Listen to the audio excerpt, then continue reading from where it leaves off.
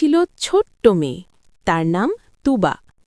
তুবা ছিল খুব চঞ্চল, কিন্তু মাঝে মাঝে সে বাবা মায়ের কথা ঠিকমতো শুনত না। একদিন বিকেলে তুবা তার মাকে বলল, মা, আমি বাইরে খেলতে যাব। তার মা বললেন, না মা, এখন বাইরে যেও না, বাইরে কুকুর ঘুরে বেড়াচ্ছে, বিপদ হতে পারে। কিন্তু তুবা মায়ের কথা না শুনে চুপি চুপি বাসার বাইরে খেলতে চলে গেল।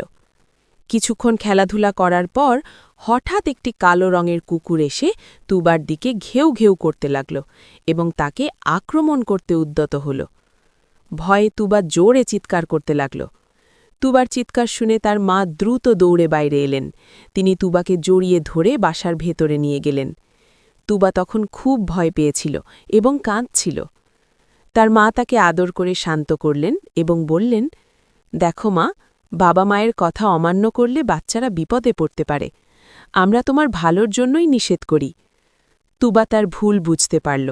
সে মায়ের কাছে ক্ষমা চাইল এবং প্রতিশ্রুতি দিল, মা, এখন থেকে আমি তোমার কথা শুনব।